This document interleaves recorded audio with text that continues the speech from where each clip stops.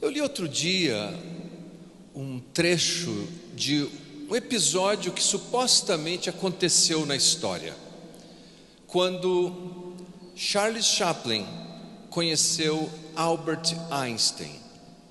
Talvez eu deveria dizer o contrário. Quando Albert Einstein conheceu o gênio Charles Chaplin, Einstein disse para Charles Chaplin o seguinte: eu admiro o seu trabalho, porque você não diz nada e as pessoas amam você pelo mundo afora.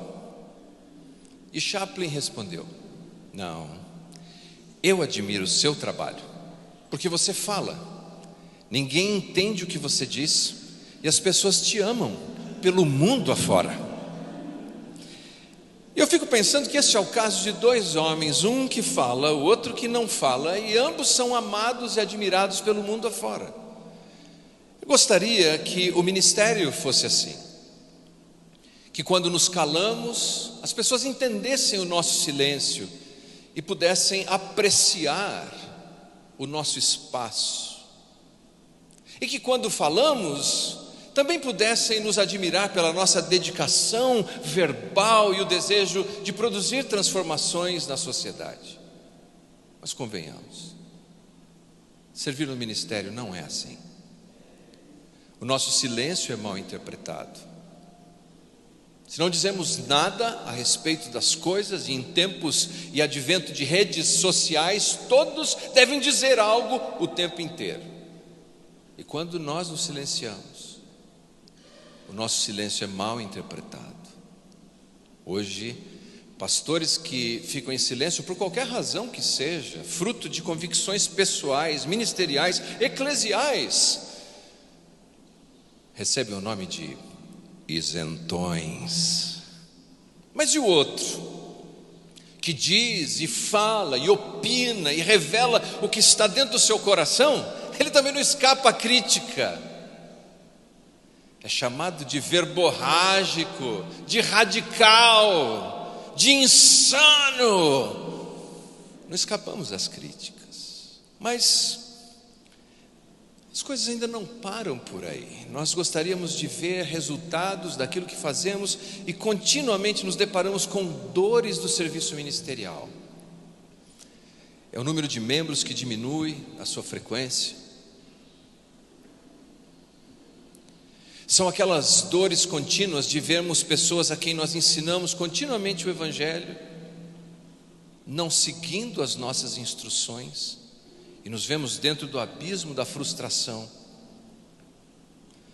Ou são momentos que nós olhamos para as circunstâncias e vemos que pessoas que ensinamos que deveriam viver em harmonia, em unidade, estão vivendo conflitos, como dizia minha avó, uma verdadeira briga de lavadeira.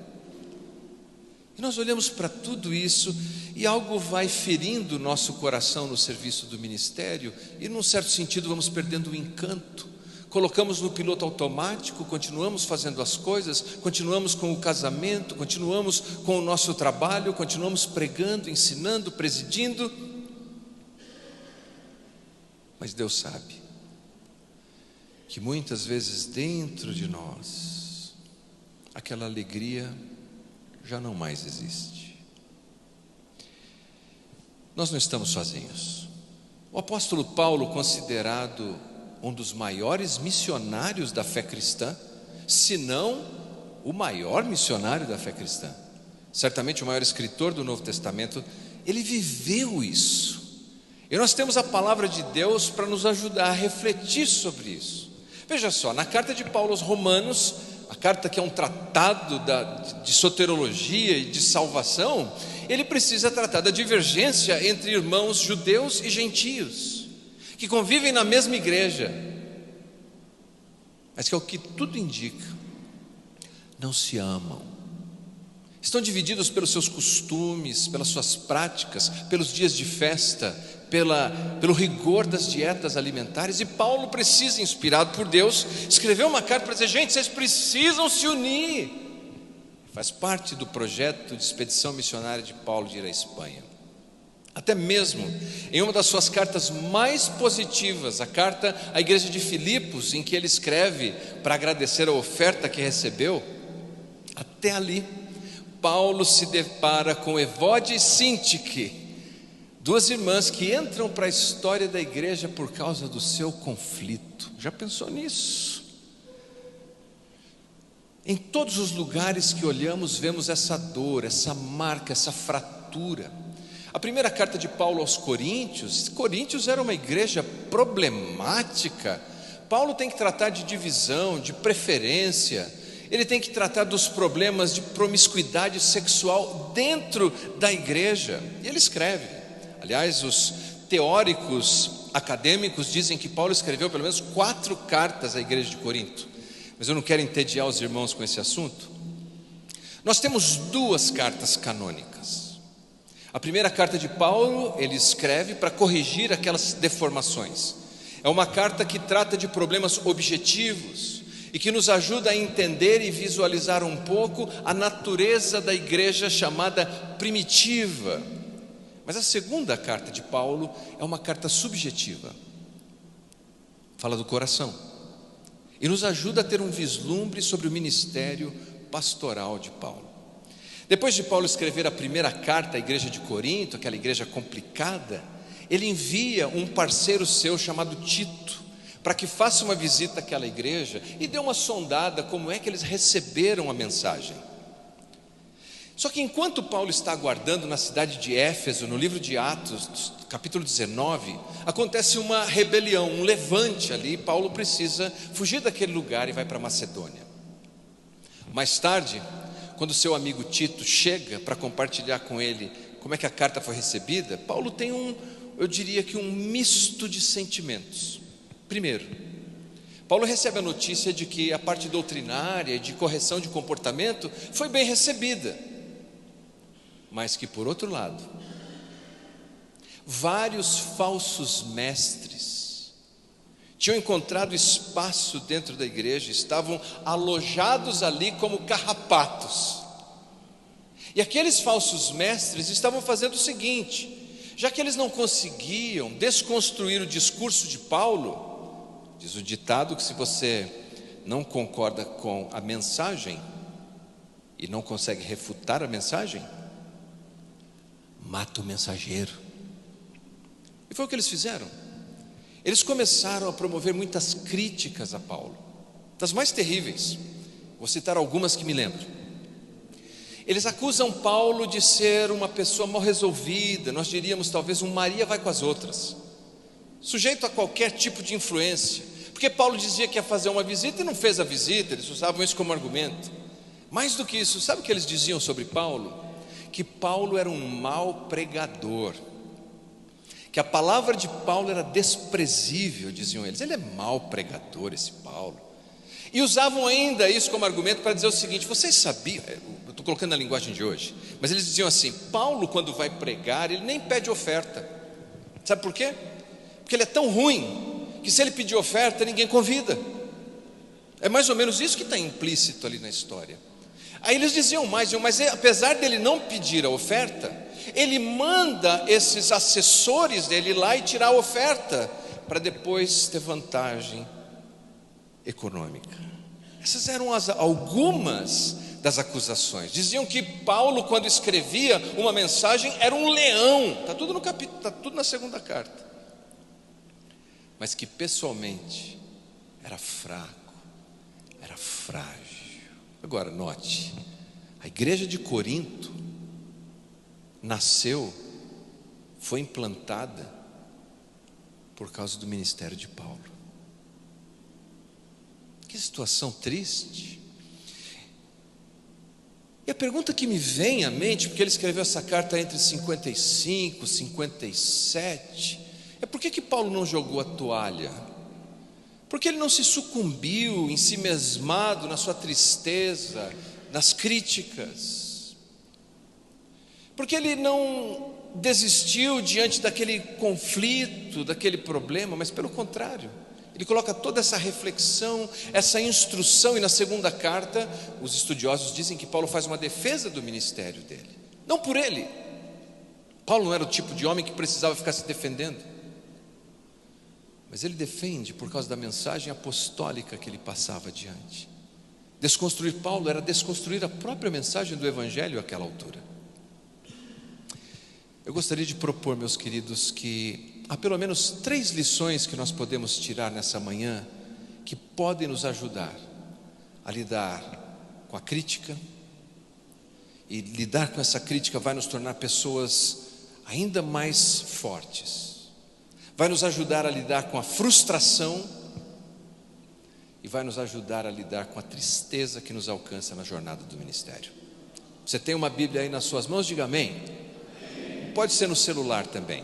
Abra sua Bíblia, por favor, na segunda carta de Paulo aos Coríntios, capítulo 1, versículos 23 e 24.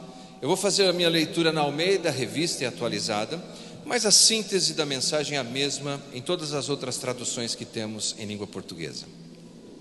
Segunda carta de Paulo aos Coríntios, capítulo 1, versículos 23 e 24. Se você encontrou, diga amém. A palavra de Deus diz assim: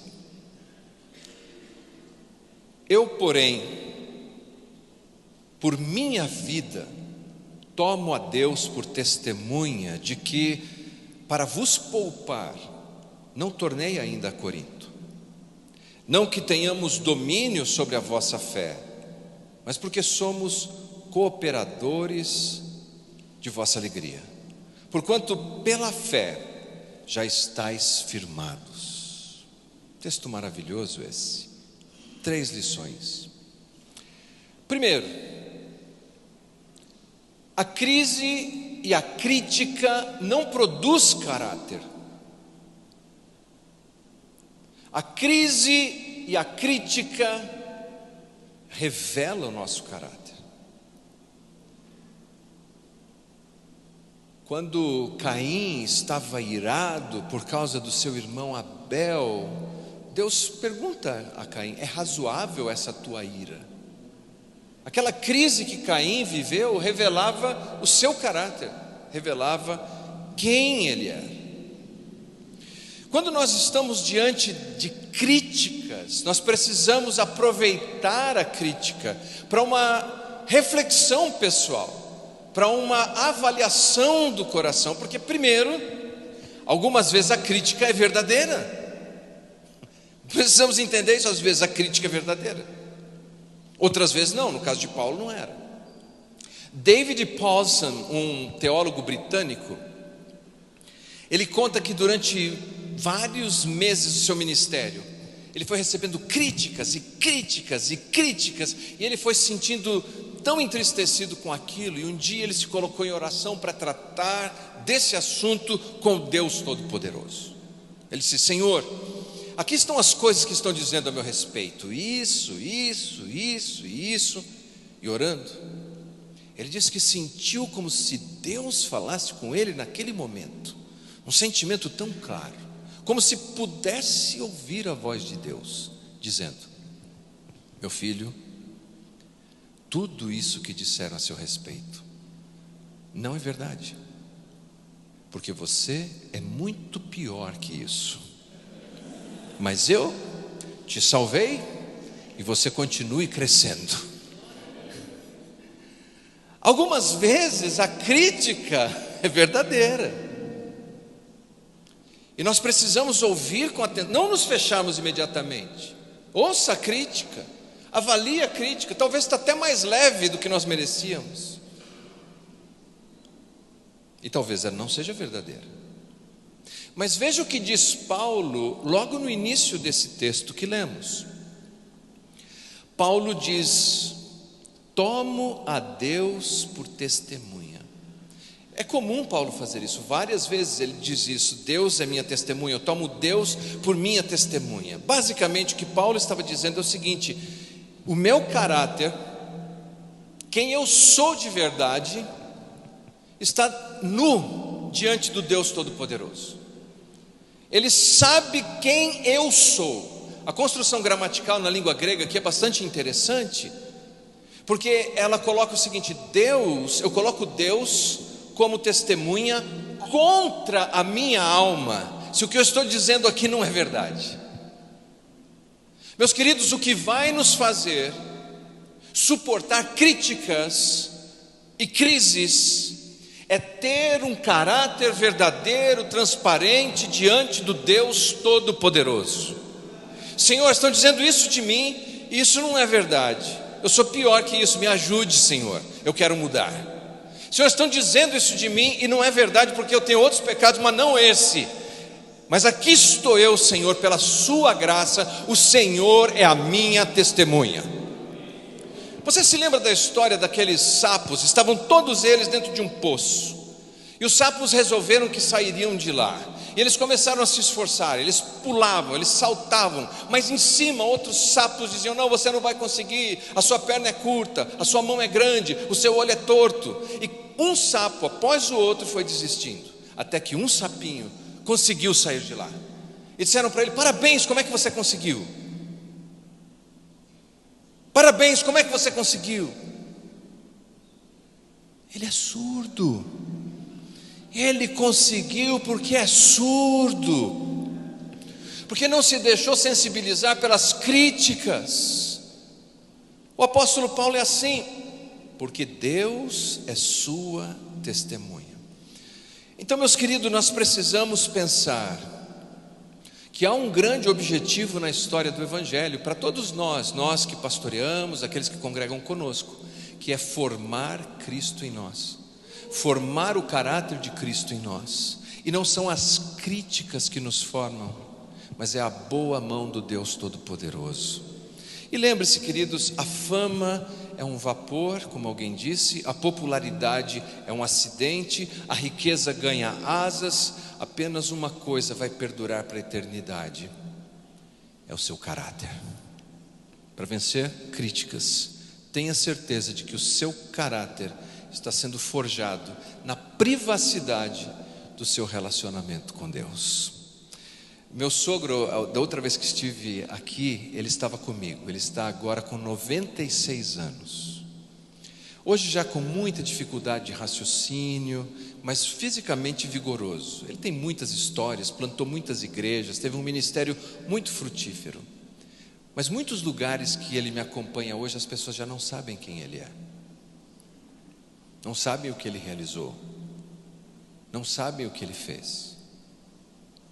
Mas Deus sabe. E os filhos conhecem o caráter que ele tem, e nós conhecemos o caráter que ele tem.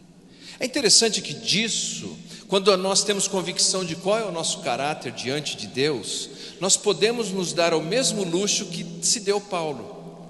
É óbvio que Paulo ficou entristecido quando ele ouviu aquilo, está implícito no texto, porque Paulo disse assim: Deus é minha testemunha, que eu não visitei vocês antes para poupar vocês. Imagine como é que estava o peito de Paulo quando ele pensou: não vou visitar essa turma agora, porque se eu visitar hoje, não vai prestar. Às vezes meu filho, eu tenho 3 filhos, minha filha mais velha está com 31, meu filho do meio está com 21 e a minha filha caçula está com 17. Eu digo para eles: hoje nós não vamos conversar, porque se nós conversarmos hoje, não vai prestar. E nós achamos e somos estimulados que devemos responder quando nos sentimos imediatamente ofendidos. Aí você faz posts que não deveriam fazer na rede social, manda mensagem por WhatsApp que não deveria. Eu tive uma briga com a minha esposa, Julie. Se existisse canonização, ela deveria ser canonizada. É uma mulher santa. Mas a Julie me irritou naquele dia, fiquei chateado com ela. E uma coisa que aprendi desde pequeno com meu pai é que se no casamento você ficar irritado com a sua esposa, chame pelo nome inteiro. Nome, sobrenome, deixe claro. Eu saí de casa, estava na cidade e mandei uma mensagem para ela. Vou deixar claro, ela vai entender isso. Escrevi Julie Tahataka e mandei a mensagem. Eu não me dei conta que o corretor mudou. Tahataka é nosso sobrenome. Ele mudou para Julie Jararaca.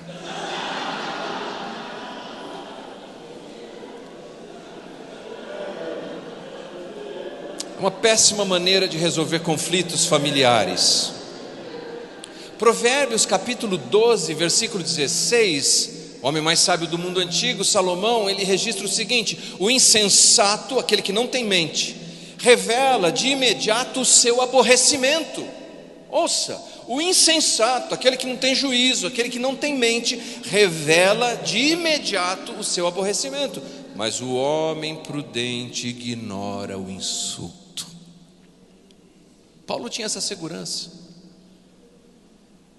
e pela graça de Cristo é a segurança que nós devemos ter. Eu tive a alegria de conhecer Warren Wiersbe, que foi o escritor, até foi lançado aqui o comentário dele da Bíblia inteira em língua portuguesa. E eu tive a alegria, eu estava uma vez nos Estados Unidos e me perguntaram: Leandro, você tem algum teólogo que você admira? Eu disse: Warren Wiersbe, que era um dos líderes de Back to the Bible. Ele falou: é meu tio, amanhã ele estará na minha casa, você gostaria de tomar um café com ele? Eu falei: eu amaria tomar um café com ele. E lá estive com ele. Ele me fez várias perguntas, um homem muito bem-humorado. E ele disse: Leandro, você... Estava começando no rádio na época e não existia esse negócio de internet, a gente recebia carta. Os mais jovens, depois eu explico o que é uma carta. Ele disse: você já recebeu alguma carta te afrontando? Eu fiquei meio sem jeito, porque ele era um teólogo tão bem sucedido, não sabia se dizia sim ou não. Eu disse: já. Ele falou: ótimo. E o que você fez com a carta? Eu comecei a tentar explicar. Ele disse: quando você receber uma carta dessa, imediatamente coloque no arquivo de circulação. Eu falei: arquivo de circulação? Ele falou: é. Levantou, foi até a cozinha, pegou um cesto de lixo redondo e pôs assim: isso é um arquivo de circulação. E continue o seu ministério, Leandro. Paulo vai adiante e ele faz uma segunda afirmação. Ele diz: não que nós desejamos nos assenhorar da vossa fé. Basicamente é isso que ele diz, ou controlar a vossa fé.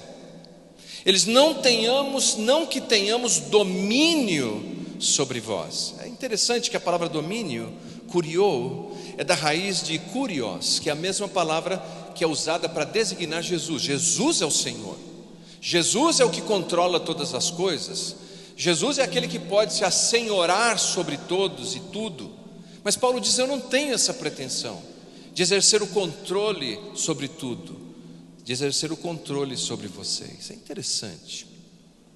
Dizem que, e eu espero não estar dizendo uma heresia do ponto de vista psicológico, porque temos psicólogos no recinto, mas dizem que o desejo mais comum em pessoas que sofrem de transtornos de personalidade e ansiedade é controle.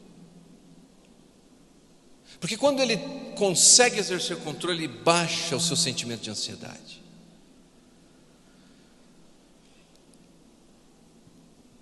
Quando eles controlam, eles sentem paz no coração. Só que quando vivem assim, eles não confiam em ninguém para resolver alguma coisa, para fazer alguma coisa. Existem pais que são assim, controlam os filhos de tal maneira. Aqui não, mas eu conheço cidades onde existem pastores assim. Pastores que desejam controlar tudo, todos, cada informação, cada detalhe. E o apóstolo Paulo, ele diz livremente, é o apóstolo Paulo, é apóstolo com A maiúsculo. Ele diz: eu não quero controlar tudo na vida de vocês. Eu fiz parte de uma organização que tinha representação em 16 países, uma organização próspera, com estrutura, diretores, equipe, produtora, em cada país, até que recebeu um novo líder. E esse novo líder era, como dizem os americanos, um control freak, um controlador doido. E sabe o que aconteceu? Em 3 anos, uma instituição de décadas foi reduzida a pó. Tentar controlar é substituir o lugar de Cristo. Ele é o Senhor. Ele tem controle sobre tudo, sobre todos, nós não temos. E o que vai minando a nossa alegria de servir no ministério é esse desejo compulsivo, esse transtorno compulsivo de querer controlar tudo e todos o tempo inteiro. Tem casamentos que se tornam insuportáveis por causa do controle, do desejo de controle do outro. E existem serviços ministeriais que produzem isso. E sabe o que acontece? Quando sofremos disso, o encanto, a beleza e a alegria do ministério começa a desaparecer, porque nenhum de nós é capaz de controlar todas as coisas. Craig Rochelle, que é o pastor titular, presidente de uma das igrejas mais florescentes dos Estados Unidos, é a igreja que criou aquele aplicativo Your Version da Bíblia. Ele disse o seguinte: você pode ter controle, você pode ter crescimento, mas você não pode ter os dois ao mesmo tempo. É preciso aprender, meus irmãos, como o apóstolo Paulo teve a coragem de fazer, e como o nosso Senhor Jesus teve a coragem de fazer: delegar, entregar a pessoa e confiar que Deus está cuidando de tudo, que a obra é dele. Jesus disse: eu edificarei a minha igreja. E entregar nas mãos do Senhor aquilo que nós não podemos controlar. Mês passado, eu estou aprendendo isso a cada mês, a cada dia, na minha jornada de pastorado, 30 anos no pastorado. Mas o mês passado foi um impacto muito grande para mim. Nós tínhamos um colaborador na nossa instituição, um irmão na fé, o senhor Agenor. Eu conheci ele por 30 anos, desde que eu comecei eu já conhecia o senhor Agenor. Ele era um daqueles homens piedosos, crente mesmo, sabe aquela pessoa que tem uma serenidade, um homem muito simples, mas crente mesmo. E ele gostava de ir lá para o trabalho de bicicleta, 72 anos, ia de bicicleta ou ia a pé, muito animado. Ele dirigiu por um tempo o ônibus do nosso ministério que levava as crianças de um projeto que nós temos. Depois a vista dele foi ficando cansada, não dava mais, mas ele disse: pastor Leandro, eu amo trabalhar, me deixe continuar trabalhando aqui. Aí você cria uma necessidade para poder absorver a pessoa, e nós criamos. E o meu filho Leonardo, que é muito bom com inglês, se ofereceu para dar aula de inglês para o senhor Agenor, e dava aula de inglês toda quarta-feira no final do expediente. Mas no mês passado, era uma quarta-feira, eu estava em casa, quando meu filho Leonardo chegou, e nós moramos ali pertinho do ministério. Meu filho chegou e disse: papai, você precisa vir comigo rápido, aconteceu um acidente com o senhor Agenor. E fui. E quando cheguei, a talvez máximo 800 metros, 1 quilômetro do nosso ministério, o senhor Agenor estava caído, desfalecido. Algumas pessoas estavam ali. Eu procurei pedir informações, tentei sentir o pulso dele, liguei para um amigo médico, falei: não sinto o pulso. Ele falou: Leandro, liga para o bombeiro então, enquanto aguardam o SAMU chegar. Liguei para o bombeiro, muito atencioso. Ele me deu várias instruções. Ele disse: vocês precisam virar o corpo dele e você precisa fazer algumas manobras de ressuscitação. Eu virei e comecei a fazer as manobras de ressuscitação do senhor Agenor, mas eu já não sentia mais o pulso dele. Eu via que ele não tinha mais respiração. Eu revezei com outro rapaz, porque se você já fez isso alguma vez, você sabe que é extenuante. Eu orava. E o meu filho de 21 anos gosta demais do seu Agenor. O meu filho de 21 anos, que sempre olha para mim como uma espécie de super-herói para ele. Ele olhava para mim e eu estava ali tentando ressuscitar, fazer a ressuscitação do seu Agenor. Até que chegou a equipe continuou. Eles fizeram tudo o que estava ao alcance. E o meu olhar se cruzou com o olhar do meu filho, enquanto eu orava, pedindo um milagre.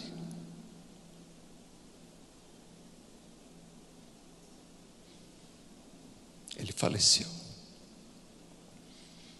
E eu me lembro que eu levantei os olhos orando, e era uma noite estrelada, bonita, quase não temos poluição de luz naquele lugar, e dava para eu ver o Cruzeiro do Sul. Eu pensei: Senhor, Eu não tenho controle de nada aqui, mas o Senhor tem. O Senhor Genor sempre orou muito pela família dele, para que os filhos pudessem se chegar ao Evangelho. Estavam distanciados. Jesus diz que quando o grão de trigo morre, ele não fica só. Eu recebi a notícia recentemente que agora os filhos estão voltando para a igreja, estão voltando a buscar Jesus. Meus irmãos, se nós queremos manter a serenidade e a alegria do ministério, nós precisamos entender que nós não temos controle. O controle está nas mãos do Deus Todo-Poderoso. Como diz o antigo hino, tudo, ó Cristo, a ti entrego, tudo sim por ti darei, resoluto, mas submisso, sempre, sempre seguirei. Houve um tempo que servir no ministério era a sua alegria e era o seu desejo, mas as críticas foram carcomendo você e minando o seu coração, e o seu desejo talvez de controlar e ver as coisas escaparem pelos vãos dos dedos vem tirando de você o prazer e a alegria de servir. Não, faça como o apóstolo Paulo, entregue as críticas nas mãos daquele que é a sua testemunha, e faça como Paulo, diga: não, eu não quero controlar vocês, eu quero apenas servir a Cristo. Aliás, de fato, Paulo diz assim, ele diz o que ele é então, ele diz: nós somos cooperadores da vossa alegria. Interessante. Paulo tinha todas as oportunidades para dar uma bela carteirada nessa altura do texto, mas ele diz: eu sou só um cooperador. Eu sou quando você tem o pedreiro e tem o assistente do pedreiro, né, o servente de pedreiro. Paulo diz assim: eu só mexo massa, eu carrego o tijolo, eu levo os materiais que vocês precisam, eu entrego a ferramenta, porque eu sou um cooperador, eu trabalho com vocês. E ele diz algo tão interessante: para a vossa alegria. O meu objetivo é que vocês possam desfrutar da alegria do Evangelho, é o que diz Paulo. C.S. Lewis, que foi ateu, ele escreveu um livro maravilhoso chamado Surpreendido pela Alegria. Por quê? Porque ele viu que é no Evangelho de Cristo que se encontra a verdadeira alegria. Nenhum de nós pode dar aquilo que não tem. E se nós que servimos à frente da igreja, como pastores, pregadores, perdemos o encanto e a alegria pelo ministério, como podemos esperar que aqueles que lideramos terão essa alegria? Ou os nossos filhos? Nós precisamos voltar, como disse o apóstolo Paulo, a sermos cooperadores para a alegria, que as pessoas possam voltar a perceber o brilho nos nossos olhos, a alegria de servir em comunidade, de presidirmos a ceia do Senhor, ou de fazermos um batismo, ou de lermos um texto bíblico, ou de oferecermos o ombro para um aconselhamento, e que nesse processo eles possam ver qual é o nosso grande objetivo. A essência do trabalho cristão, diz Paulo, é nada menos do que trabalhar para que outros possam desfrutar de alegria. Mas como que está o seu coração? Como é que você está hoje em relação à causa de Cristo Salvador? Eu vi esse artigo que diz o seguinte: pastores, obreiros, pessoas que servem no ministério perdem a alegria porque a frequência da igreja baixou. Ele acha que a culpa é dele. Outros, por causa de tensão com seus diretores, sabe, vai ter reunião de diretoria hoje, misericórdia. Aí aquele conflito por poder, por privilégio, por posição, por coisas tão medíocres e pequenas, ele vai perdendo a alegria. Outros, por conta daquele fracasso, aparente fracasso de discipulado. Poxa, eu ensino fidelidade, o homem trai a mulher trai o homem, acha um namorado no Facebook, que conheceu quando tinha 13 anos de idade, misericórdia, ele vai se desgastando. Perda de líderes, ele tem um líder ali que servia com ele e vai para outra igreja, ele vai se desencantando com tudo isso. Mas sabe, irmãos, embora todas essas coisas devam servir para a nossa avaliação e para a implementação de algo de mais qualidade naquilo que fazemos? Nós não devemos medir o nosso êxito porque tem mais gente ou menos gente. Como é que Noé mediria o seu êxito como pregador da justiça quando na arca ficou só a sua própria família? Como Isaías mediria o resultado do seu ministério diante do Senhor, que disse: a quem eu enviarei? Ele disse: envia a mim. E o Senhor disse: então vai, mas eles não vão te ouvir. O nosso ministério deve ser medido pela fidelidade a Deus. É isso, ser fiel a Deus. E Paulo termina dizendo para que vocês estejam firmes na fé. Não é firme no Leandro, não é firme em você, não é firme na denominação, firmes na fé. E cada um de nós deve estar firme na fé.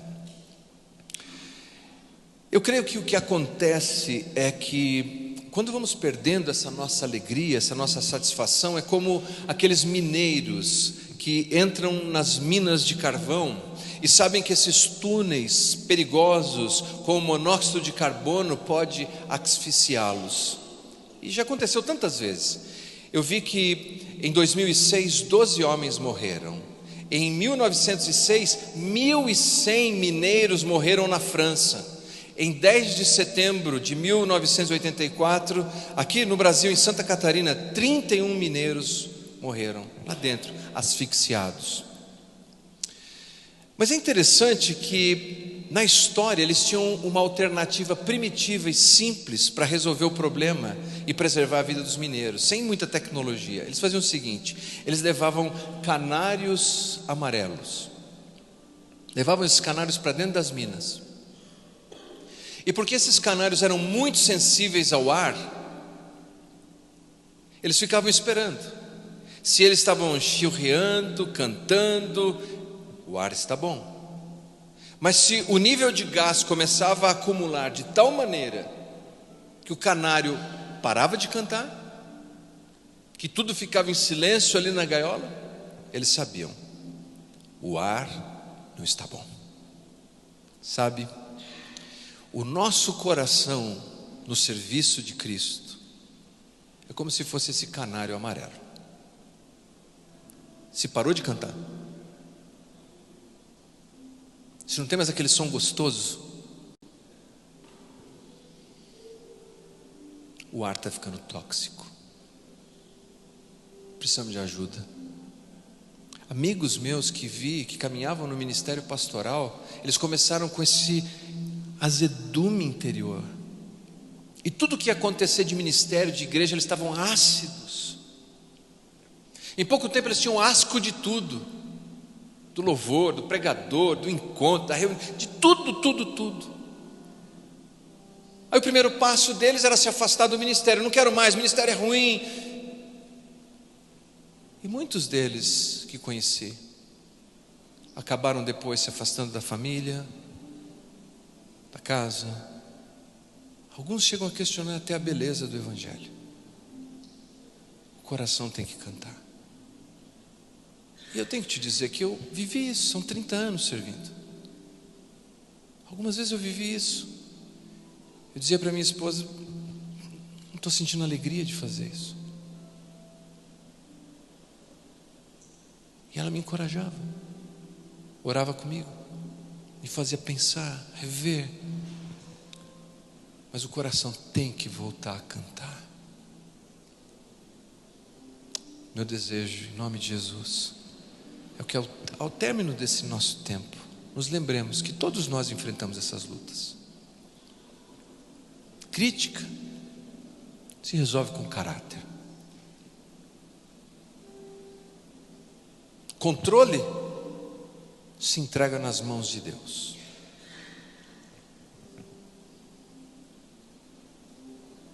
E o que somos?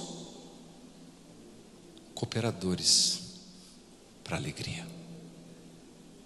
É isso, só isso, apenas isso. E deixa o coração cantar. Deus abençoe você em nome de Jesus. Muito obrigado.